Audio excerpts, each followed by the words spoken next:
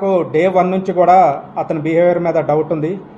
అందుకని చెప్పి మనం పాజిబిలిటీ ఉన్న సీసీ కెమెరాలు అన్ని ఫుటేజీలు అదేవిధంగా వేరే విధమైన టెక్నికల్ ఎవిడెన్స్ ఇవన్నీ సేకరించి తర్వాత మేము సేకరించిన ఆధారాలను బట్టి ఇతనే అని మేము ఒక నిర్ధారణకు వచ్చే టైంలోనే ఇతను నడిగడ్డ తండాకు చెందిన ఒక పెద్ద మనిషి దగ్గరకు అప్రోచ్ అయ్యి ఈ జరిగిన విషయం అంతా చెప్పి నన్ను పోలీసుల దగ్గర సరెండర్ చేయమంటే మనకి తీసుకొచ్చి సరెండర్ చేశారు.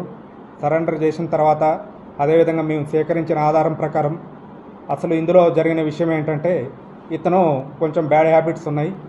బాగా అంటే ఆల్కహాల్కి అడిక్ట్ అయ్యిండు, ప్రతిరోజు తాగి ఉండేవాడు.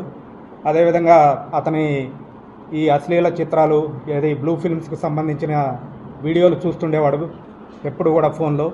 ఒక 2 రోజుల నుంచి అతని ఫోను డిస్ప్లే పనిచేయకపోవటం వల్ల అతనికి పిచ్చిలేసినట్టు అయ్యి అతని కోరికను తన సొంత కూతురుతోటే తీర్చుకోవాలనే దురుద్దేశంతో అమ్మాయిని అక్కడ తీసుకుపోవడం జరిగింది ఫారెస్ట్లోకి తీసుకుపోయిన తర్వాత ఆ అమ్మాయిని టచ్ చేసి ఆ కోరిక గురించి చెప్పగా తను అరిసి నేను అమ్మకు చెప్తా అని అనవటంతో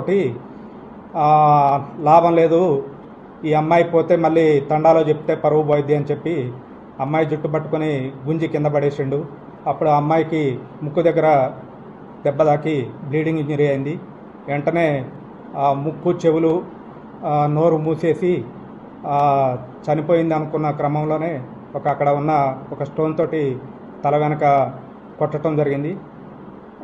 ఇదంతా కూడా మనకి సీసీటీవీ ఫుటేజ్లో మనకి అతను 9 గంటల ప్రాంతంలో మిస్ అయిందని చెప్పిన తర్వాత అదే అమ్మాయి ఫాదరు 10 గంటల ప్రాంతంలో అమ్మాయిని ఎక్కించుకొని మెయిన్ రోడ్డు మీదకి రావటం, మెయిన్ రోడ్డు మీద నుంచి మళ్ళీ తండా దగ్గర జంగిలీలోకి పోయే కాలిబాట దగ్గర 2 వీలర్ పార్క్ చేసి లోపలికి వెళ్ళటం. అది 10 గంటల 2 నిమిషాల 55 సెకండ్లకి బండి పార్క్ చేసి లోపలికి ఫారెస్ట్లోకి వెళ్ళటం జరిగింది. మళ్ళీ 11 నిమిషాల తర్వాత అంటే 10 గంటల 13 నిమిషాలకి అమ్మాయి లేకుండా ఇతను ఒక్కడే బయటకు రావటం జరిగింది. నెక్స్ట్ తర్వాత మళ్ళీ ఒక 10 నిమిషాల తర్వాత మళ్ళీ పోయి కూడా అమ్మాయి బతికుందా చనిపోయిందా అని చూడటం జరిగింది.